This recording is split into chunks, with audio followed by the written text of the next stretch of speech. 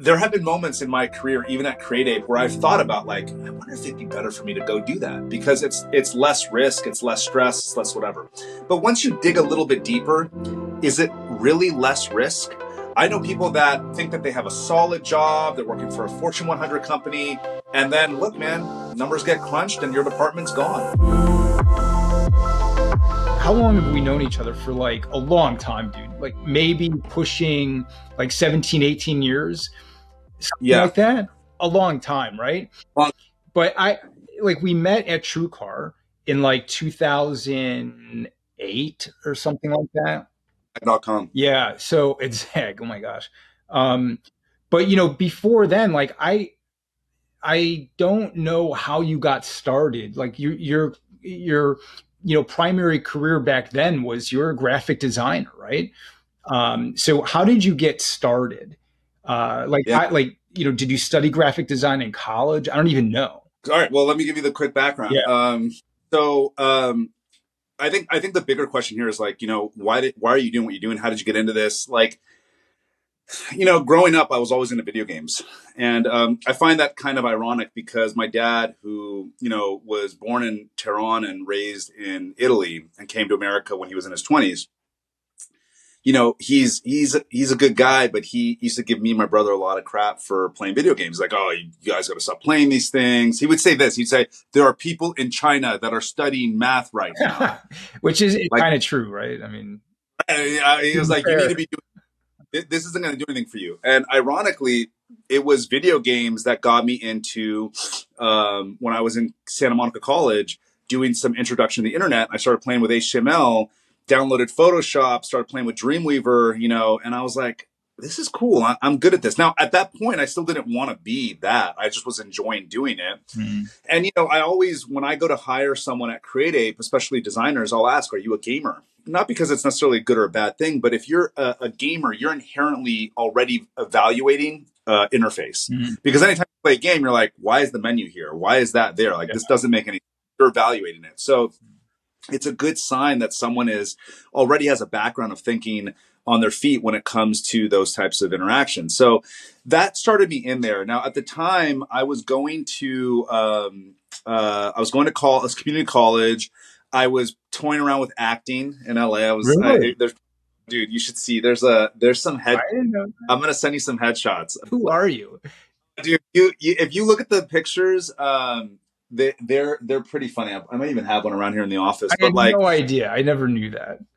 Dude, I was trying to do the acting thing, and I was also toying with going to Cal Poly San Luis Obispo to join the agricultural program because I kind of wanted to be a farmer. I was like, this would be cool. And I remember calling around. Even then, I was doing UX research. I was calling farms in California, and I was like, hey, what's your quality of life? And they were like, it's great if you own your farm. Right. But if you don't own it, it's not that great. And I was like, crap, I got to make money. How am I going to make money?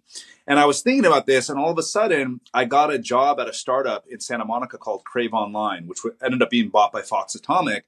And I was making like $25 an hour back then. And for me, that was like, you have to imagine, I worked at Blockbuster, Home Depot, this luggage place at the Santa Monica Mall. I was making like $7-8 an hour, right? And me making 25 was like, I'm rich. This is ridiculous. I'm rich. Right? Was this your first job out of college?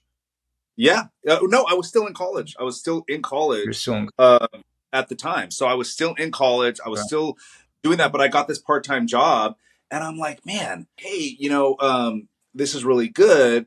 And I had kind of a moment where they kept giving me more work and I was starting to understand more about the tech industry. And I was like, you know what? I need to keep doing this. And I decided to just kind of go all in. And I got, while I was working there, I enrolled at America Intercontinental University in their online program. They have a campus, they have a couple campuses, but I want to be clear about something.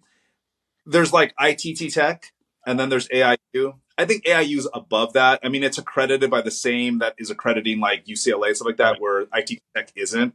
But it's not that much better. But it is a way to get a bachelor's degree or a master's degree in an accelerated way. And so, I basically, I started doing that program and I kept working. And, I graduated and I was like, okay, what should I do now? And the program was designed for you to be prepared for like a graphic design career, I mean, or the degree was visual communication. It wasn't UX. I mean, UX design didn't even exist at this point. UX design wasn't really a profession until around 2008, 2010, where it started to become like UX as opposed to web design, right? all right. And so I graduated. I never applied, but GSN reached out to me. Somehow they got my resume.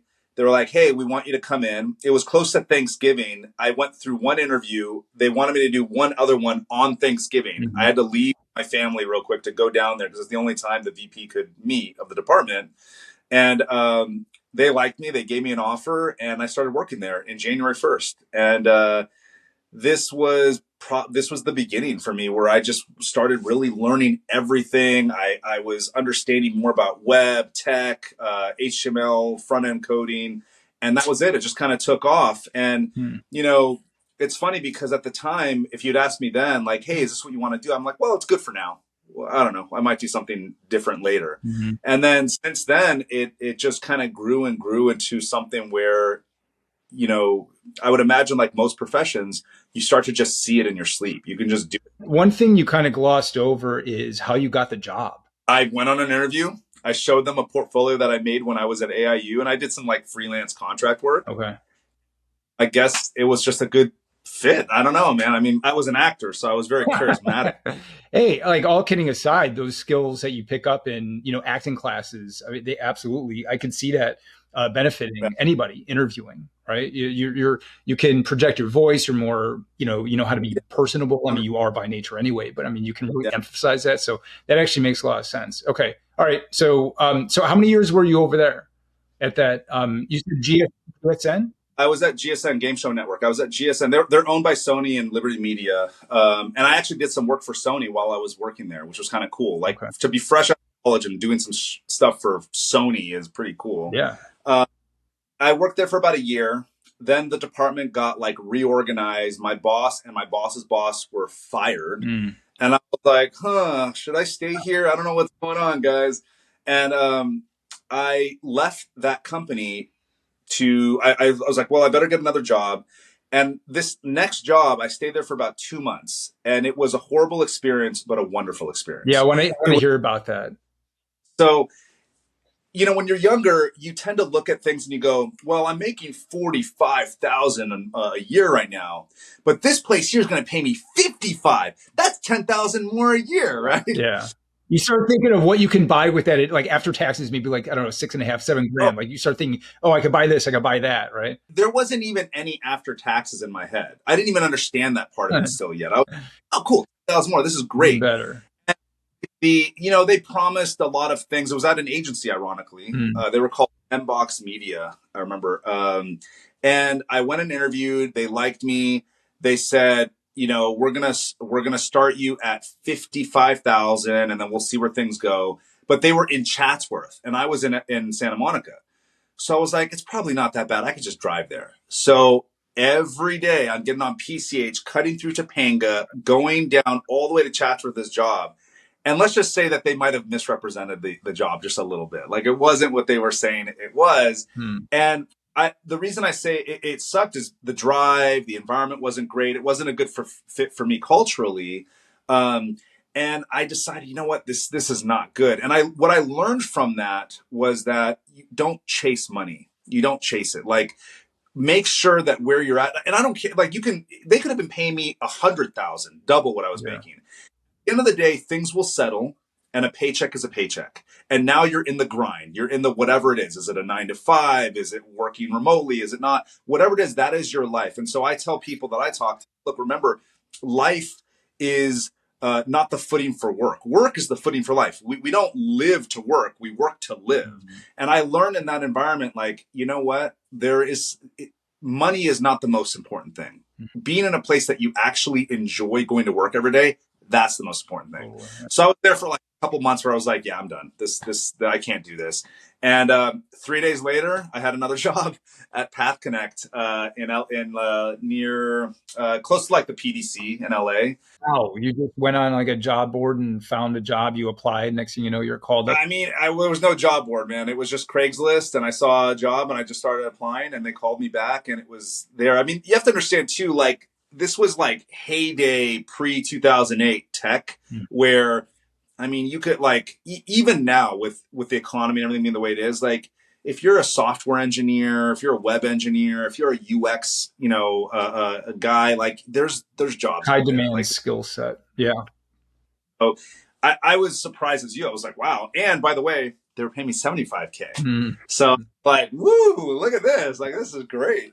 And I worked there for about 2 years. And it was good. I learned a ton. I actually, it was the first time I worked with celebrities because they were doing some celebrity stuff with this called Make a Difference Network with Jessica Biel's dad, and Jessica Biel was part of it.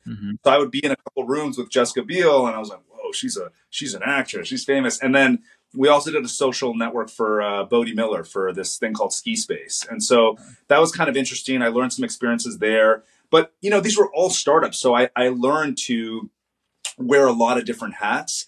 And the environment in a startup is it's not just that you wear a lot of different hats, it's that it's very fast paced. Yeah, totally. And that's where I learned how to just use the tools that I was working in at the time, Photoshop and things like that, in a very fast way. So by the time I got to Zag.com, and TrueCar, when I was working with you, I remember my manager, Justin, at TrueCar, he was like, you're like a machine gun, man. Like I can just have you work on 60 plus partners, which I was. And you remember all the partners we had at TrueCar, USA, I could just knock it out. Boom, boom, boom. And it was high quality, but it was good. And the way that I was trained to do that was working at startups where they were like, yeah, you have 5 days, you got to get this done. And it was like, holy crap, how am I going to do this? You just learn how to do it. So yeah, that's kind of how I got into it, man. And it was, by that time when I met you, I felt like, I was already a senior designer at that point. I'd already had a good 6 years under my belt. So, right. So you were at,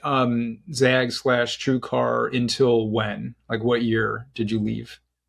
About 2011, 2012. Okay. I left there, honestly, like, we always kept talking about this IPO that was going to happen, and it wasn't happening. And like, they were raising more money, and the environment started to change. I had a lot more flexibility before they moved offices to that place on 2nd Street that was like millions of dollars, and I guess the executive team wanted people to be in their seats more. And I remember having a conversation with my boss. I was like, what's the problem? And he's like, well, we just need you to come in and be here more during 9 to 5. Because I used to come in at around 10. I'd leave at around 12 or 1 to go work out at the Equinox on 3rd Street, right? And then I'd come back and I'd leave around 4 to skip traffic to get home. And I got my shit done. I got my stuff done well and fast. And so when I started getting some friction with this kind of new direction that the product department was kind of going, I was like, hey, like, what's the problem? And he's like, nothing, you're great. He was like, because I was like, my reviews are always stellar. I'm like, I'm getting big bonuses because you guys value me. Like, what's the problem? It's like, it's just this thing. And that's where I actually learned. I remember telling him, I was like, well, Justin, respectfully, man, like, this is your job to manage up. Like, you're my boss, manage up. Tell them to leave me alone because I'm doing what you need and I'm adding a ton of value to the company. And now running my own business for, 7, 8 years, I must have been making TrueCar so much money. Like, I must have been making them so much money for the amount of stuff that I was doing. Like, I remember checking in later. He was like, I think they had to hire like 2 or 3 other people to replace me. Like, would it have been better? Like, when you think about like taxes and benefits, would it have been better to just been like, Al, whatever you need, man. You want to work from home a little bit? Work from home. Yeah. So there was like this cultural shift at the company to have butts in seats for longer, just be more visible, I guess, in the office, regardless of whether or not you're actually utilizing your time in a most efficient way for you, right? And kind of maintaining that work-life balance that everybody kind of, pursues. So that happened and you're like, I was like, you know what? dealing with this. And so I decided to just start looking. And there was a company called lynda.com in near Santa Barbara in Carpinteria. And I applied there and I got an initial interview, a virtual one, which they liked me. And they said, hey, we want you to come in. And it's going to be a full day interview. I had done a couple of those in my career before, so I knew kind of what to expect. And like, you're going to do a presentation about you. And I remember I worked on that for about a week, this presentation. And then the night before I'm supposed to go, I looked at the presentation. I was like, I hate this. I was like, this isn't me. This is so like robotronic. Yeah. It's like, it's like that part in Armageddon. Like, if you look over here is the anomaly. It's like, that's not me, man. Like, I'm funny. I'm kind of tongue in cheek. I don't take myself super seriously, but I know when to like be serious. So I scrapped the whole thing, redid it that night. I still have the presentation. It's actually really cool. And I went there to present it. When I first went in the room, there were 6 people in the room. The boss that was my manager who would be hiring me, and then a couple people in the department. I started the presentation. When the lights turned back on, not only was everybody clapping, there was probably about 25 people in the room. And the VP of the department, Michael Ninnis, who's a really good guy, he used to work at Adobe. I found out later, he texted my boss, Karen Cross, and he was just like, hire this guy now. Like, that's what he was like, hire this guy now. And it was funny because the tone of the interview after that presentation completely changed. It went from they're interviewing me to, hey, you're now interviewing us and we're trying to sell you on this thing. What's it going to take to get you, And it was a really interesting dynamic, a really interesting change. What, like you said, the first take, for lack of a better term, of that presentation was more robotic and kind of you're going through like, here's who I am, here's what I do, here's some samples of my work. So you scrapped that. What did you shift to? I shifted to storytelling. I told a story. And what I did is I ironically told a story of what recently just had happened at TrueCar that I had went through. And what had happened is that my wife was pregnant. And we had a baby on the way. We were about to have Leo, our second child. And I was working on the TrueCar human resources site where we had, hiring and, our culture and stuff like that. Mm-hmm. And basically what happened is I forget the guy's name that ended up taking over product at that time, but he had come in and he said, hey, we want you to work on this. And so I started working on it. And about halfway through, before I was supposed to leave to go have the baby, right? Because I was taking some time off in December to do that. They came back and they said, you know what? We're not loving this. And I was like, okay, what do you want to do? And he showed me Boeing at the time. He showed me Boeing's website. And he's like, we love this. And I was like, okay, what do you like about it? And he was like, no, we love this. I was like, I got you. What do you love about it? So I can figure out how to make this for TrueCar. He's like, you're not understanding me. I literally want you to make this, but just swap out their logo and put TrueCar. Copy it? Copy it. And I was like, I don't know if you can see my eyes. I was like, okay. Right. And I was like, okay. I was like, you know what? I got a baby on the way. Fine. I'll just do it. So I did exactly what I said. I came back. This was about 2 weeks before I'm supposed to leave. And he looked at me and he was like, why did you just copy it? What? I was like, what? Like, I was like, dude, you literally told me to copy it. Like, that's what you told me to do. And he was like, well, I meant make it our own. I was like, no. I was like, you literally told me copy it and then swap out the logo. Say what you mean. Instead of just like being cryptic or saying one thing and meaning something else. Right. So you can see that this was a stepping stone to me being like, I'm done with this shit. Like, this is ridiculous. Yeah. Like, if he had beef with me and he wanted me gone or whatever, but like, I was just like, okay. And so what I started to do is I started pulling in data. I started talking to human resources. I started talking to other people and bringing together a collection of evidence of what this should be and why.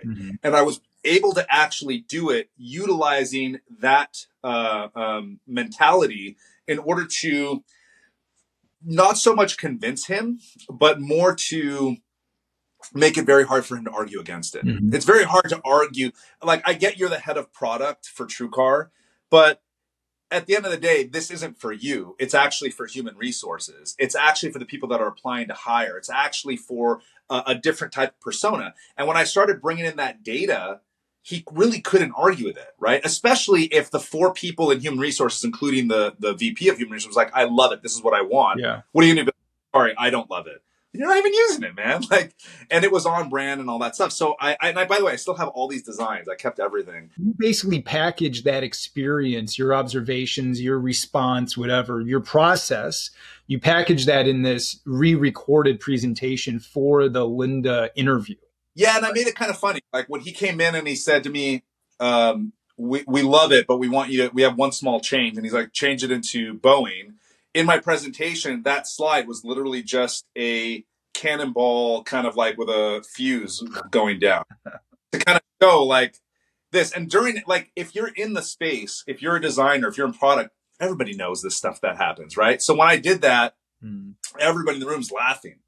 Because everybody knows like this type of stuff where that one VP, that one executive comes around and says, well, I know what I know and we need to do it this way. And it's like, great. Sure you do, buddy. Sure you do. Like, would you rather be right or successful? Right? Like, you know what I mean? Yeah. So that's kind of how I was able to, I told a story and I used that. And it was very, there's a lot of good, positive emotion in that presentation. And that's how I got the job. And it was a great job. Like the one thing that I learned at lynda.com was just how smart everybody was. Everybody was really smart. And it made me have to grow. Like at TrueCar, not to say that people at TrueCar weren't smart. There were smart people at TrueCar. But like I could, once you're there for 2 years, you can kind of fake it. You kind of just go through the motions. You're like, okay, I've done this a million times. When I was at lynda.com, they're so smart that like every day I was like very sharp. And it was really good for my career. It made me, I would say that when I went to lynda.com, that's when I officially became a UX designer. Like before I was doing web design and UX design and stuff like that, but I never thought of myself as a UX designer until lynda.com. Then I was like, you're damn right, I'm a UX designer. Absolutely. Real quick, how many years were you at lynda.com? About 2 years. Okay. And did you have a mentor there? Or not really? No, I didn't have really a mentor there. My manager was more of a manager. I didn't feel like they were, I wasn't being taught anything from them necessarily. It was more like because, iron sharpens iron. We were just kind of like in a scenario where it was like every day I was learning more on my own just to stay competitive and bring a lot of value every day to what I was doing. And honestly, I probably would have ended up staying at there. I bought a house in Ventura. I enjoyed the commute. It was a beautiful, PCH, the ocean.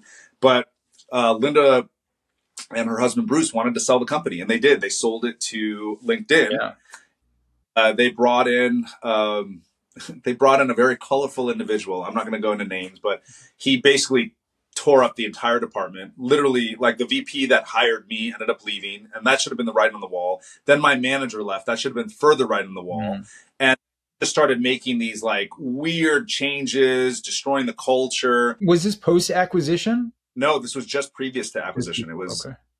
Yeah, which is weird because you would have thought like, wait a second, like why would you do that? But they're now that I look back, they were trying to actually make the Carpinteria place just for production for video and nothing else. They had opened up an office in San Francisco and they were trying to shift those things there. In fact, people that stayed after me, I found out had to start going up there a couple times a month just to San Francisco to be up there. And so thank God I made the choice. But I do remember before I left, when this guy was telling me to do stuff, I remember saying no. I was like, no. Yeah. Like it was like, you need to stay here between this and this. I was like, no. He was like, what do you mean no? I was like, I don't know how else to say it to you. No. You were in a position to say no, right? Or do you not view it that way? I mean, I don't know, man. I had 2 kids. I had a mortgage. I had all those things, but it. Or you just knew how marketable you were at the time, and that kind of give you the mentality that, yeah, if you're not comfortable being, told to do something that runs against your grain or whatever the case is, you could say no, because if you end up getting let go, you're going to find another job pretty quickly. I'm gonna try and be as honest as I can and really transparent. there comes a time in your life where sometimes no is the right answer, regardless of anything else. No was the right answer here. He was being a dick and he was doing it to everybody. And I just, if you know my personality, I just wasn't going to take that shit. I was like, no, fucking fire me. Like, come after me, bro. You want me? Come and get me. And it was ironic because he did put me in front of HR and I relished it. We sat down, he and I and the head of HR, and I knew the head of HR because, incidentally, I actually did their human resources site for them internally because I'd already done the one at TrueCar. Yeah. They liked what. So I had a good relation with her, and he did his whole spiel, and I was like, Monica was her name. I was like, Monica, can you let me know what was my last review? And she was like, it was a month and a half ago. I was like, cool. And can you tell me what the review stated? And she said it was glowing. It was like everybody, like Linda, everybody was like, if out of 5, I was a 5. Not from this guy, but from your previous manager. No, from this guy too. Yes, he didn't want to make waves at the time because he would have looked really foolish if he started right away. So I was like, what has changed in a month and a half? Just tell me. It has my work suffered? They're like, no. I was like, it has my production lowered? They're like, no. I was like, is the work that I'm doing no longer valuable? No. Like, everything was no.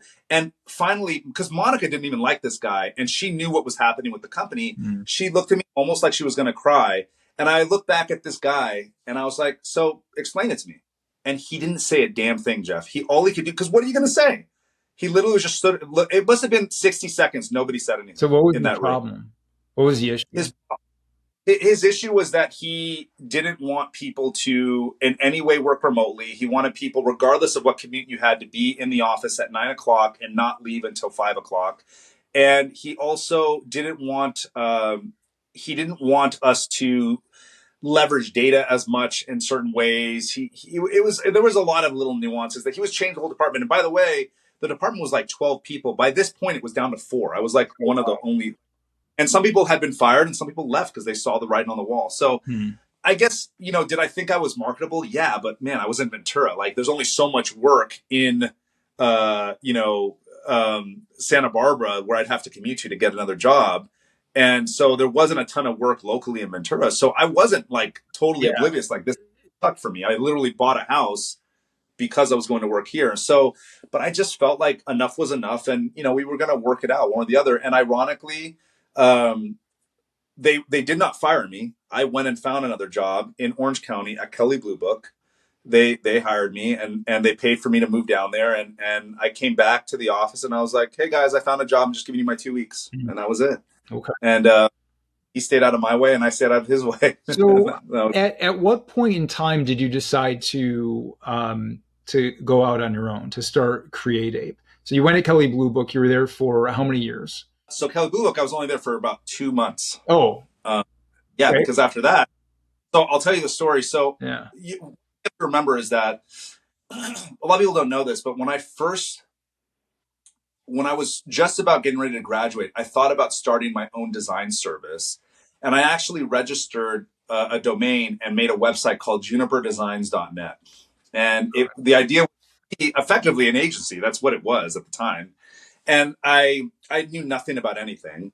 In fact, I always laugh because I remember me calling my grandfather and saying, hey, no, should I be an LLC or a corporation? And he laughed and he was like, why don't you go make some money and then we'll talk about it? Those light bulb moments where you're like, yeah, I need to make money first. Okay, got it. But throughout my career, I'd always done freelance. I always had people that were coming to me and saying, hey, we have this project. And there were some years there, man, where I made an extra $60, $70, $80, $90,000 while working freelance. In fact, there were when I was at TrueCar, I converted a closet. It was like a small closet in my apartment into a little office. I could just barely close the door.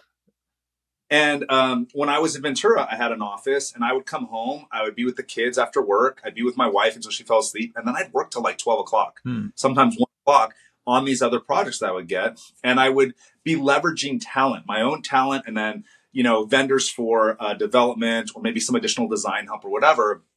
And I was able to turn that into a decent income while I was working. So by the time I went to Kelley Blue Book, and just a quick story, Kelley Blue Book, they told me that this was like Google, right? They were like, literally the recruiter at Kelley Blue Book was like, this is a great place to work. You're going to love it. And it very quickly was apparent that it wasn't. My wife was having some mental health issues at the time. So I was like, hey, before I accept this job, I need to know that sometimes I need to work from home. They're like, oh yeah, don't worry about it. Oh my God, I get there. You can never work from home unless it's a really dire emergency. And the last straw for me, amongst other things, was I came in one day and they're like, hey, you need to start wearing a button-up shirt and you can't wear your hat anymore when you're in the office. Okay. And so I literally looked at them. I was like, huh, I'll be right back. And I got up. I went for a walk. I called my wife. I was just like, huh, like, hey, this is going on. And you have to understand too, TrueCar's stock just had the IPO. So at the time when I sold it, it was like 17, 18 bucks a share. So I made a decent chunk of money off of that.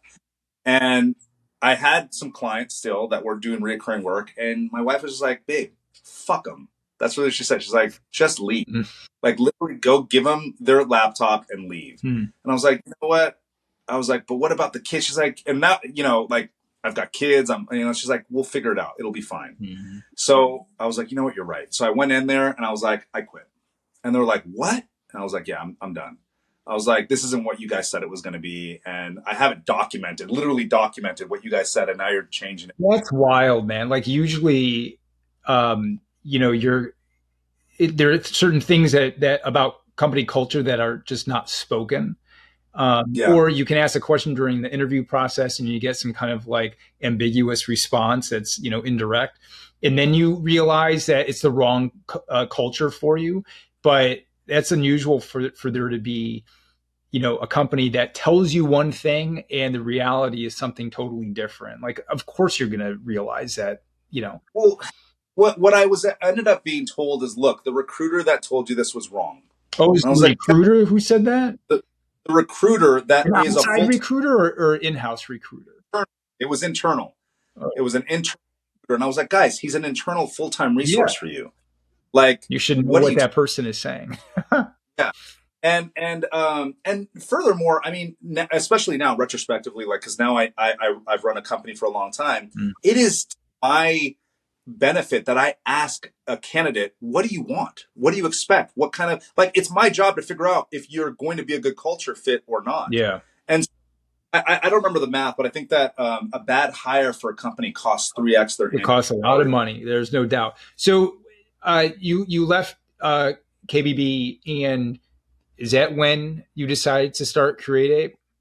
I left KBB. I literally a week later found a client that was going to pay me $5,000 a month for the next couple of months, come in part-time here and there. And it was still alessandrofard.com. There was no CreateApe. I had registered back in like 2011 just because I thought it looked cool. And I thought, I might use that one day. And I kept doing it as my own personal consulting until about 2016, when a financial advisor was like, you need to make a corporation. Like, you can't do this as an LLC. You're getting hammered on taxes. And that is when I officially started CreateApe. But even then, CreateApe was like the redheaded stepchild. It was still alessandrofard.com. And I was just like, okay, whatever, here's a site. And then from 2016-ish till 2020, it changed. It shifted where alessandrofard.com became just kind of like your portfolio site, kind of. And then CreateApe was off to the races. And then during COVID years, CreateApe went from like 20 people, 22 people to like friggin' 70 people almost. When you left KBB, did you have in mind, like, you know what, I'm going to start my own business. I'm going to, hire people. I'm going to, build something. Or were you like, you know what, let me just continue doing freelance, take on a couple more, clients, because you've already, been doing this sort of freelance thing on the side. And like, which one was it? Did you have the mentality like, I'm going to start a business now and I'm going to start hiring people and getting clients, whatever? It definitely wasn't that. It definitely wasn't that. I think at most I was thinking like, all right, cool. Like, maybe I can use some more vendors or contractors to help me with stuff. But I was just thinking like, I'll make some money and keep doing this and see where it goes.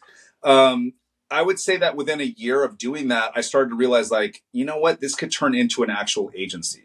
And that's probably when I started really thinking in the back of my head, like, this is where we could go. But even then, I mean, Jeff, I'll be honest, man, like I didn't have any idea that like it would grow to where it grew to. And I also had no idea how I was going to do it. I mean, going from, me and a couple people full time, and was like not too bad. Going from 10 people to 20 was so hard.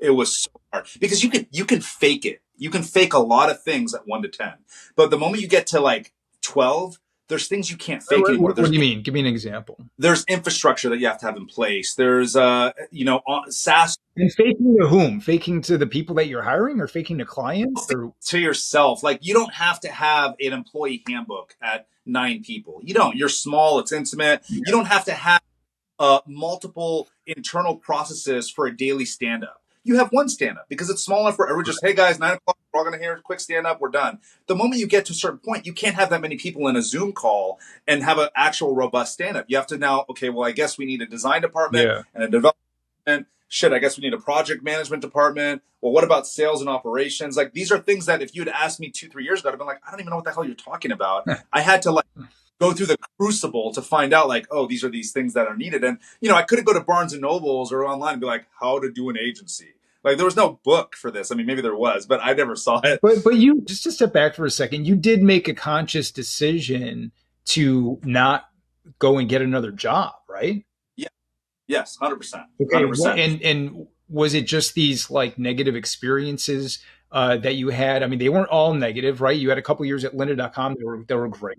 I would say that most of my experiences were actually really positive. I think that there is an ebb and flow to any job where, it starts out a certain way. You have kind of like a plateau. And then at some point, whether it's a month, a year, 5 years, it starts to go down. And that's because things always are changing. New people are hired. People are leaving. New processes. It gets bought, whatever. Maybe it's the economy. In 2008, when we had that big crash, I was working for a company called Shop It, and I remember them bringing me into a room and saying, hey guys, don't worry, because even though we're trying to raise funding, we have bridge funding that can just extend as much as we need. I left that Monday. I come back, they're like, sorry, we got to let you go. We didn't get the funding. I was like, what happened? Around and around in a circle. So like, it was that part sucked, but everything beforehand, I really enjoyed working there. So it wasn't that I was so, upset with working for the man that I was just like, I need to be my own boss. But I think that as I started to do consulting, I think that the veil the veil that is between a person who's never done this before and people that have started to be removed, I was like, you know what? I can do this. This isn't that hard. I don't need to go to, Wharton School of Business to figure this stuff out. I can do this. And that's when the mentality shift started to change, where it was more entrepreneurial at that point. And granted, it wasn't CreateApe.com yet, but Alessandro Fard had already had 4 or 5 people that I was paying, and I was like, okay, like I learned as I went. I built the plane as I was flying it. And would I do things differently now? Absolutely. Hindsight's always 20/20. I could save myself a lot of heartache, and hardship if I had not made certain choices that I didn't know any better at the time. But those experiences, like most things in life, shape you, and that shaped me. Like what though? What kind of mistakes have you made along the way? Like, I'll give you one that just jumped to my head. There is a big difference between using a Google Doc to track your clients and a CRM, like HubSpot, for example, right? I didn't even know what a CRM was for years. I was just like, cool, I'm using this Google Doc. This is my client. How's that doing? Oh, it's going good. Okay. Should I follow up with them? Maybe. It was like notepads everywhere and stuff, like Post-it notes. If I could go do it over again, I'd be like, look, find a CRM, like let's say Pipedrive, which is more affordable than HubSpot, or bite the bullet and do HubSpot, because trust me, in the long run, it's going to be worth it, even though you're spending $10,000 a year on it. And organize your entire system around your CRM, and make sure that new systems that get put in place, like your bookkeeping system, your communication systems, your project management system, that they all talk to the CRM. So that is in communication with each other. So utilizing tools basically that could have been more efficient and saved you a lot of probably, headache. I got to tell you though, man, it sounds not as big of a deal, but trust me, it's not just a headache. It's like the ball game. I could have renewed contracts with clients had I had more visibility on it. Like Sun Tzu, Art of War. If I had had more knowledge of things before it happened, and was more prepared for it, I could have probably turned that into success faster and grown more sustainably. I could have looked at projections and been like, you know what? Why is this going this way? What's happening right now? Oh, well, Toggle is tracking hours for these people in this way, people that are supposed to report their hours. And I'm like, you know what?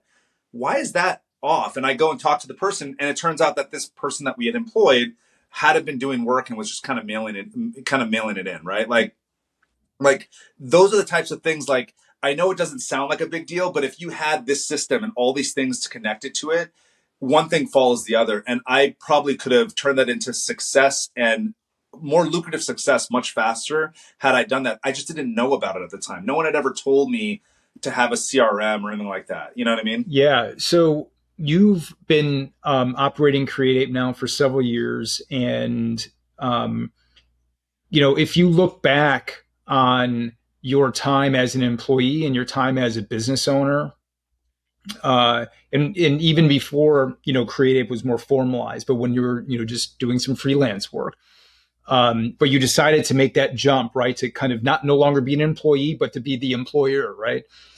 Yeah. Would you say that there's a certain type of person that should make that kind of a leap, or does it not really matter? So there's so many people that are they're employees for their entire career, right? And they retire as an employee. But then there are many others that, they're working for a few years and they do have this kind of like entrepreneurial drive, or maybe they had, a shitty experience, right, with their manager. And maybe they're yelled at. Maybe that happens a couple times in a row, a couple companies in a row, and they just want to go off on their own, be their own boss. Would you ever try to like dissuade somebody from doing what you did? And if so, why? Does it depend on that person? Like, what do you have to say about that? Let me preface this that I know a lot of people that they find their profession, they stay in that profession their entire careers, their entire, working lives, and then they retire and they're very happy. They put away money. Usually they're pretty smart in what they're doing. They have a 401k, like all that stuff, and God bless them. Like, they raise their families if they decide to have them. Like, it works for them. And they may get fired and then they find another job and they pivot as they need to, but it's good for them. And then there are other people that I know where they cannot stand to be told what to do by somebody else, right? I don't necessarily know if one is better than the other. I think it depends on your personality and what you want out of life. Because I'll tell you, like, working for a company is so much easier. If I had to go back and work for a company, it would be like a vacation. Yeah. I would literally, I don't even know what to do with myself at this point. I've got, all those things you needed are done. And by the way, I probably wouldn't go back and be necessarily a senior UX designer. I'd probably be a VP of a department or maybe an exec. Sure. Yeah. But even then, I've done the math. I've thought about this. And I'm like, I cannot even begin to see how this could be harder than what I'm doing, right? And there have been moments in my career, even at CreateApe, where I've thought about, like, I wonder if it'd be better for me to go do that, because it's less risk, it's less stress, it's less whatever. But once you dig a little bit deeper, is it really less risk? I know people that, they think that they have a solid job, they're working for a Fortune 100 company, and then, look, man, numbers get crunched and your department's gone. Yeah. You're gone. And now you have to go get another job.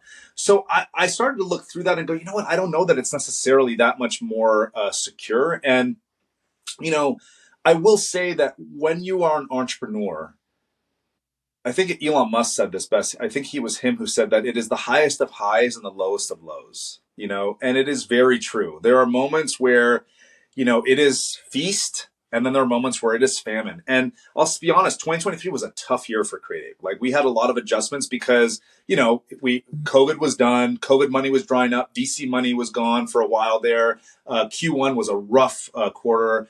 And it's actually been a benefit for us because we've realigned ourselves to what we really started out with at CreateApe, which is UX, UI, conversion optimization, research, things like that. And we've decided to shift from big development, which, you have to have certain capabilities in order to do that well.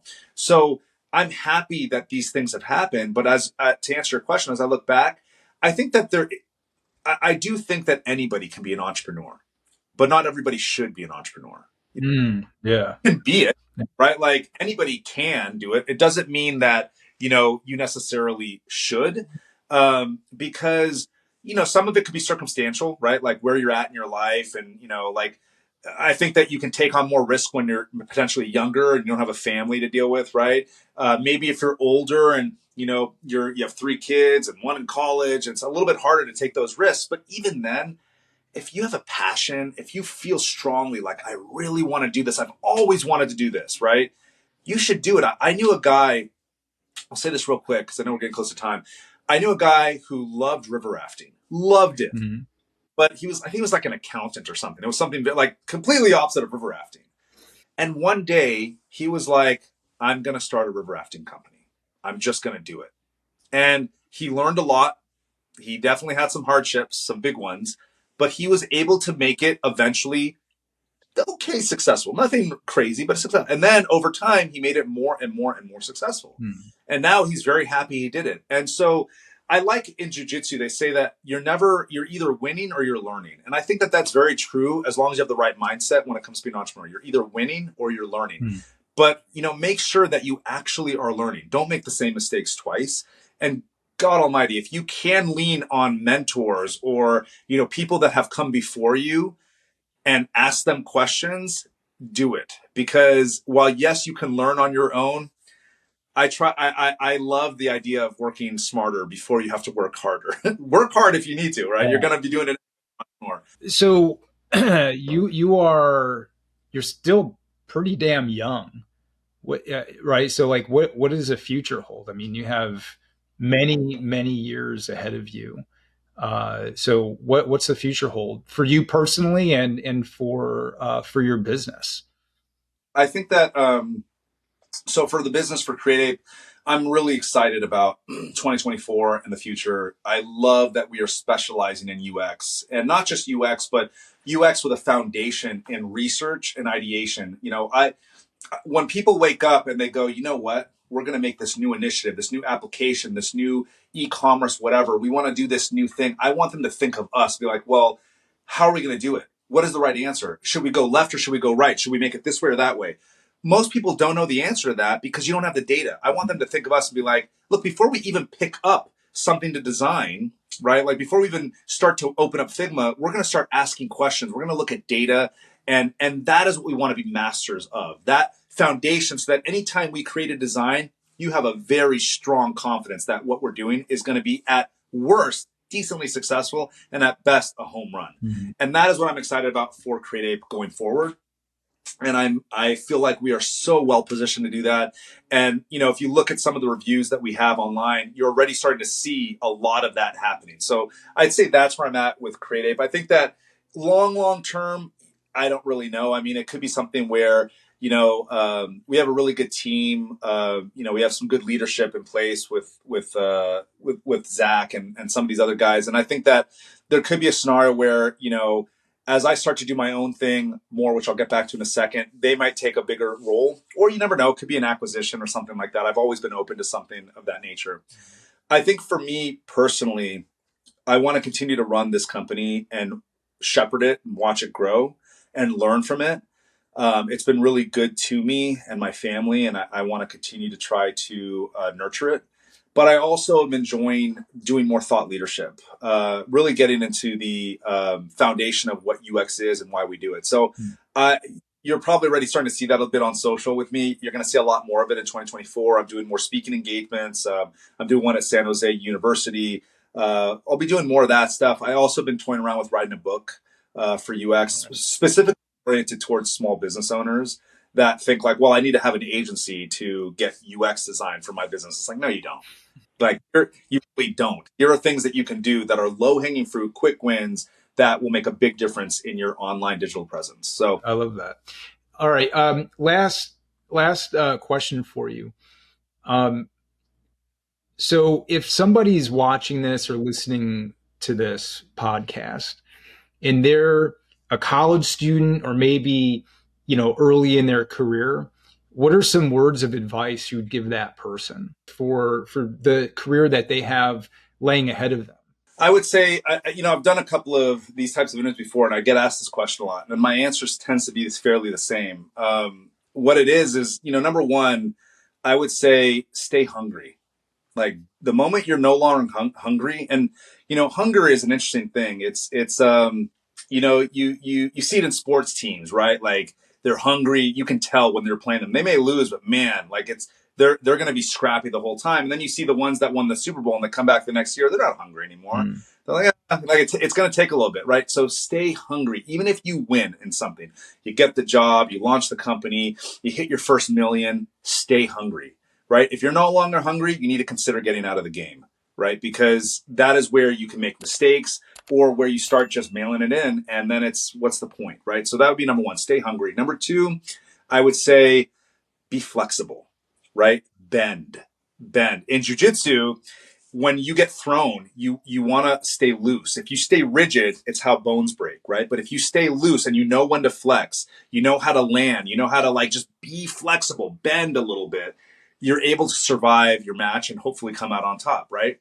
It's the same thing in life, and it's the same thing with business. Like, be flexible, learn to bend.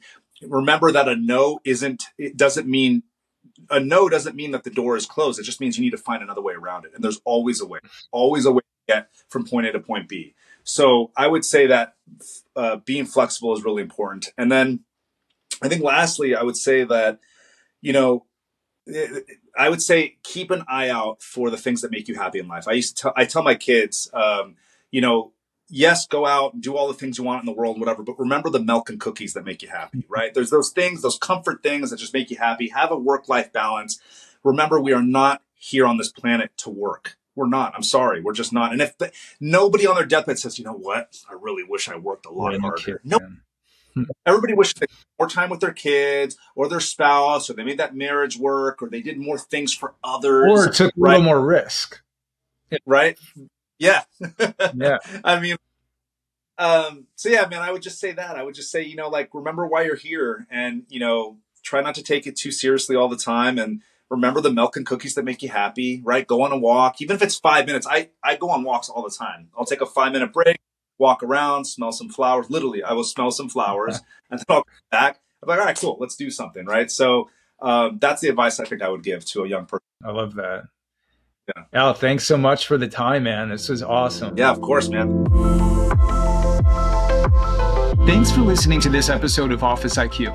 If you're looking for ways to accelerate your path to success, you can find more resources like this on our YouTube channel or at officeintelligence.com. We offer courses and other content that will literally change the direction of your career for the better. If there are any topics you'd like to hear more about or questions you'd like me to address on future episodes, you can send an email to jeff@officeintelligence.com.